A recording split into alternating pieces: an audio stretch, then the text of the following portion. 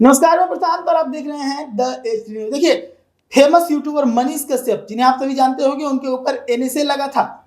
उनके ऊपर आरोप लगा था कि तमिलनाडु और बिहार के रिश्तों के बीच में खटास लाया है भ्रामक खबर को चलाकर। इसके बाद से मनीष कश्यप की गिरफ्तारी हुई थी, जेल गए। जेल से निकलने के बाद चुनावी मैदान में कूद पड़े। बाद में भारतीय जनता पार्टी ज्वाइन कर ली और अपनी जो सीट थी वो छोड़ दिया। अब मनीष कश्यप एक बार फिर से सुर्खियों में है, क्योंकि उन्होंने एक बार फिर से पुराना रुख अपनाया है, जिसमें पहले मनीष कश्यप अपने काम के लिए, जिस चीज के लिए जाने जाते थे कि जहां पर धांधली हो वहां पर जाकर धांधली का उजागर करना, जहां पर जरूरत हो वहां पर जरूरतमंदों को मदद करना, इस तरह की शुरुआत फिर से की है। और इसकी शुरुआत बिहार में पटना हाईकोर्ट में एक पीआईएल डालकर की है। पीआईएल डाला है बिहार में गिर रहे पुलों को लेकर।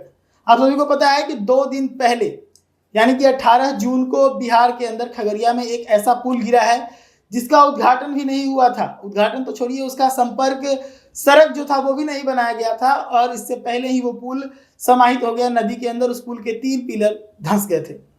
अब इसके बाद मनीष कश्यप ने एक पीआईएल डाला है। पीआईएल डालकर बिहार के अंदर जितने भी पुल गिरे हैं या फिर जो पुल निर्माण में है, सभी की जांच करने की मांग की है मनीष कश्यप ने। इसको लेकर आज मनीष कश्यप के तरफ से पटना हाईकोर्ट के वरीय अधिवक्ता दिवाकर कुमार ने इस पीआईएल को दाखिल किया।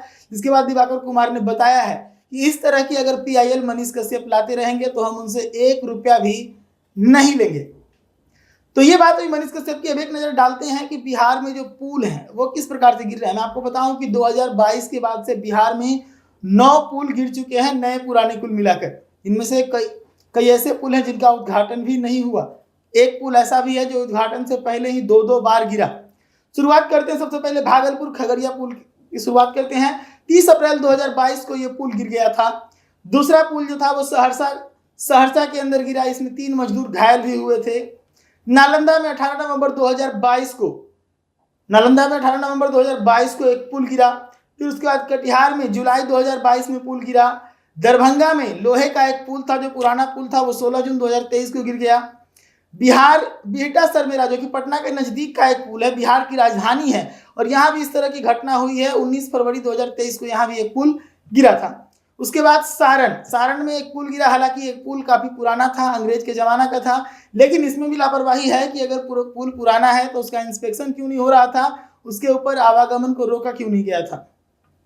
फिर अगला जो पुल गिरा वो गिरा अगुवानी पुल। ये वही पुल है जो बिहार में गिरा तो बिहार के जो नेता थे उनका नींद हराम हो गया था, क्योंकि अगुवानी पुल इससे पहले भी एक बार 2 साल पहले भी गिरा था, जब वो निर्माणाधीन था। उस वक्त इसके पिलर गिरे थे, और तब यूट्यूबर मनीष कश्यप ने ही इस पूरे मामले को लेकर उजागर किया था और बताया था कि ये पुल का जो नींव है वो काफी कमजोर है, ये पुल गिर जाएगा। तो पिलर गिरने के बाद उसका मनीष कश्यप ने उजागर भी कर दिया, फिर भी उस पर लापरवाही हुई, और एक बार फिर से यही अगुवानी पुल जो है वो खगड़िया के पास जो है वो गिरा 4 जून 2023 को।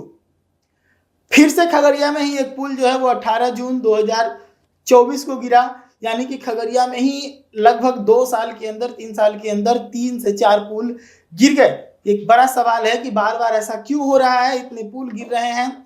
अगुवानी पुल में कुछ मजदूरों के लापता होने की भी खबर थी। हालांकि बाद में इस चीज का पूरी तरीके से पुष्टिकरण नहीं हो पाया, लेकिन सवाल तो उठता है कि उस पर मजदूर थे या नहीं। अगर होते तो उनके जान का क्या। सबसे बड़ी बात है कि इस तरह की जब घटनाएं घटित होती है तो सरकार एक कमेटी गठित कर देती है, और वो कमेटी लिपापोती करके इस मामले को सलटा देती है।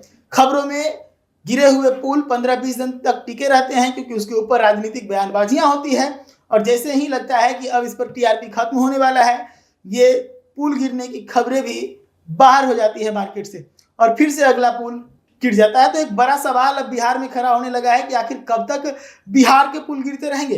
इसी को लेकर मनीष कश्यप के द्वारा ये पीआईएल डाला गया था। ऐसी तमाम खबरों के लिए जुड़े रहेगा द एच न्यूज के साथ। धन्यवाद।